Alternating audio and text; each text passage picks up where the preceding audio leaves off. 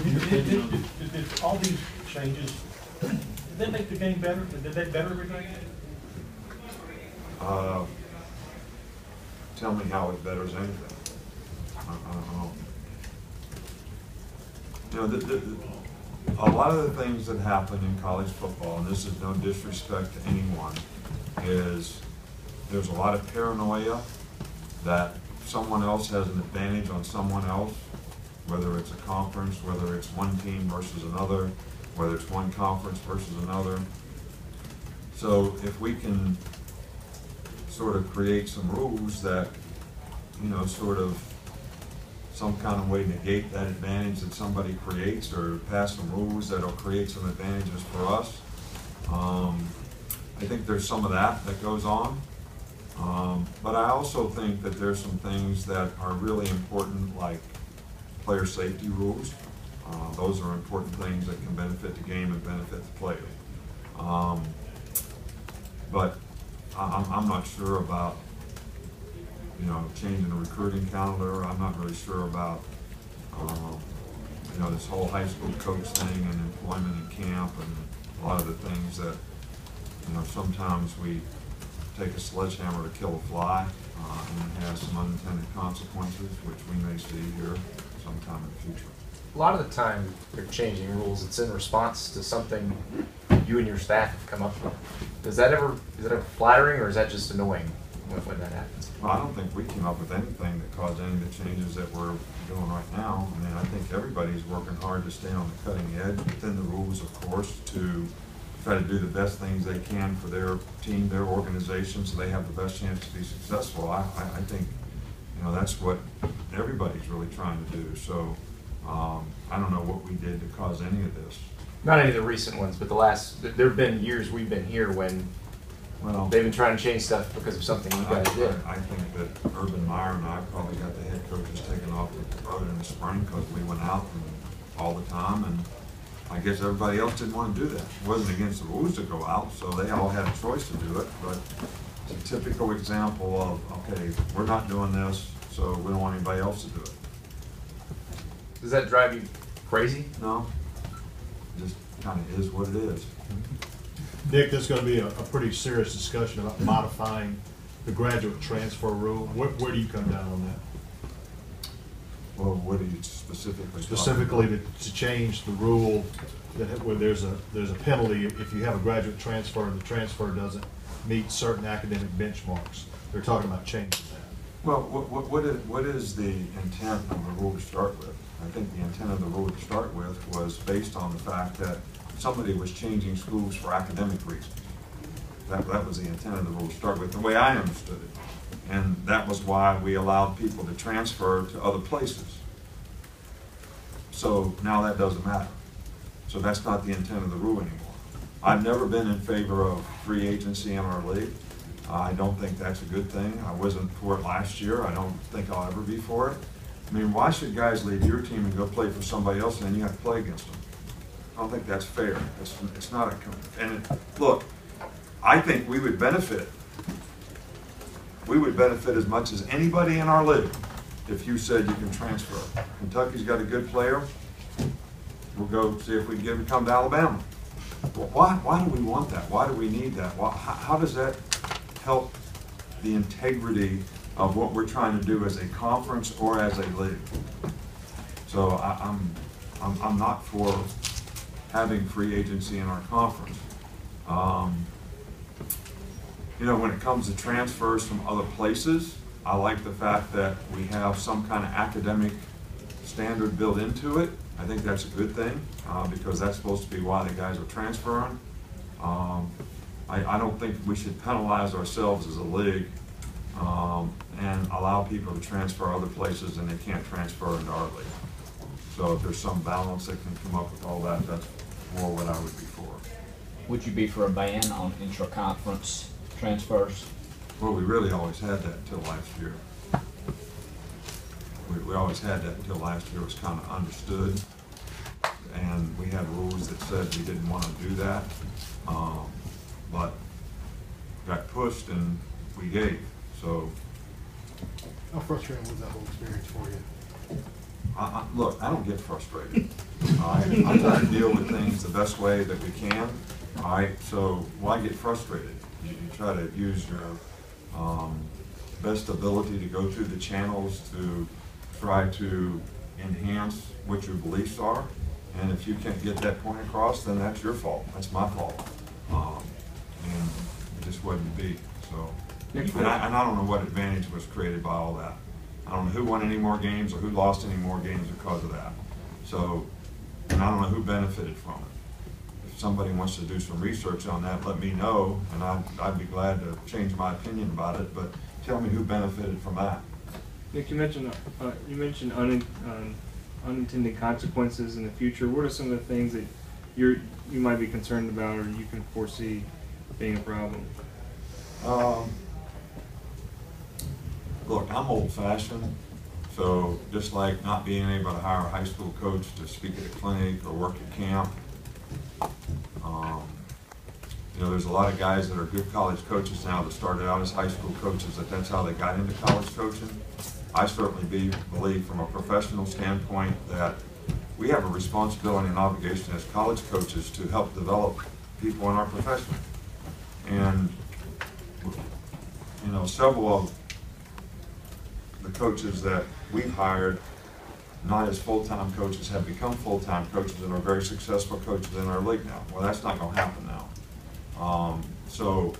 But I believe in that. And contrary to what everybody thinks, that a lot of the reason that we have the staff that we have is to promote professional growth and to help people have an opportunity to be coaches. Because if somebody didn't give me the opportunity to be a graduate assistant when I started out, I wouldn't be where I am today. It's a very difficult profession to get started in. So I'm always for that. I think we may have some consequences relative to that down the road. People have been talking about the consequences for the coaches or the programs in the early signing period. What consequences do you see for the kids, especially negatively, as far as, you know, if they're forced to sign on that line in December when maybe they're still not quite certain?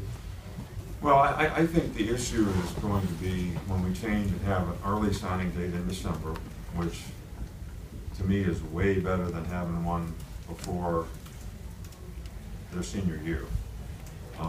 So if we're going to have an early signing date, this is the best one that we can have, but the fear is that will become the signing date. All right, so by having an early signing date, now everything revolves around December 20th or 22nd or whenever it is, and that's, everybody wants to take visits during the season, which is not the best time to take official visits. Or now we have to change the recruiting calendar and have April, May, and June, which we're considering now to have official visits. Which, if that benefits the players, maybe we could have a smaller window, maybe April. I mean, how about May? How about when we have finals and things like that happening? How about in May when we don't even have anybody on our campus because nobody's going to school, none of our players are there. So I don't think some of these things have been really thought out well. You know, we typically, and to be honest with you, as hard as you think I work, I like the fact that from June 17th until July 15th, our guys are on vacation. So they're not going to be on vacation because we're going to have people visiting or we're recruiting all during the summer. So I just don't think some of these things have been really well thought out. I don't think it creates a real advantage for anybody. I mean, there's some people that say that the student athlete wants the opportunity to take these visits earlier on. You know, but I don't know. I've been doing this for a long time. And when I first started doing it, nobody even got offered a scholarship until after their senior year. So the downside of moving all this forward is what happens to the guy that's a late bloomer and a late developer and has a great senior year, all right, but he doesn't get any opportunities to go any place because everybody's already signed everybody or have commitments from everybody. So, and football's a developmental game, so it's very possible that guys play a lot better in their senior year than maybe they did in their junior year. So we're going to be forced to evaluate guys in their junior year and sophomore year, all right, which there's a tremendous difference in our players from the time they're 18 years old until they're 22 or 23 years old in our program. And I'm sure that same thing exists from the time they're 15 years old until they're 18 years old in high school, probably even more so. So we make it more difficult on ourselves to be able to evaluate the players, which in turn is not really fair to the player, because we like to have a role for every player that we recruit. So if we don't have the opportunity to evaluate that, then we get a player in our program that maybe doesn't fit a role, so he's not going to be happy. So, and I mean, sometimes less is more. It's not always move it up, do it faster, be the first one. I mean, I don't, and that's where we're getting to. And I just don't see, I don't see that there's a whole lot wrong with the calendar that we have now. It's worked really, really well for college football for a long, long time. So, but it may go back to one of those things I talked about, somebody's agenda that benefits them. Nick, when with the RPO explosion offensively and everybody doing it now, what's the next step defensively, and how much time over the summer and what is your downtime do you spend just noodling over that? Well, I don't think there's any answer to RPO. When you can run a running play, and the offensive line blocks a running play, which the defensive player keys a run and a pass, but it's a running play. And the quarterback sits there and does this and then throws the ball, because the safety doesn't come down, or the safety does come down, or whatever. There is no solution to that, other than you can't go downfield 3.5 yards to block, which is the rule in the NFL and some other places. So if we're not willing to change that, but on the other side, it's exciting. You know, we score like 40 more points a game than what we used to. I mean, our 2011 team gave up 8 points a game. I mean, the best defense in the country gives up twice that much now. All right, so, and it's going to continue to go that way. Very difficult to play defensive football when you can't key the difference between the run and the pass. Would you like to see it addressed through the rules? No, whatever the rule is, that's what we'll do it too. So what makes the difference? I mean, we'll run running plays that we throw passes, just like everybody else. Last one right over here, Coach. Coach Fisher mentioned at the ACC spring meetings, he's indicated they're already working on the game plan for Alabama. How soon, if not already, will your coaching staff do something similar? And how good is it for college football to kick off the season with a Florida State-Alabama kind of matchup? Well, we've always tried to play in one of these games early in the season. I think it's good for our team. It's good for their development. Florida State has a great team and a great program and probably be #1 in the country. So it's exciting for our players throughout the off season, the spring and the summer, to get ready for a game like that.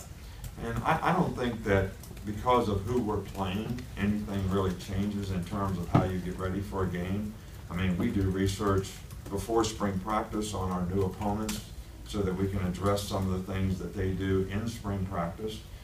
We do another scouting report research over the summer so that we can do some things in the fall. And especially for the first 3 opponents, we have sort of a semi-game plan ready before we ever start fall camp. So it doesn't change relative to who you're playing. I can't remember when the first game that we played was not important. So if it's important, why wouldn't we do a good job of trying to get our players ready to play that game, because it is important, just like this game against Florida State is important.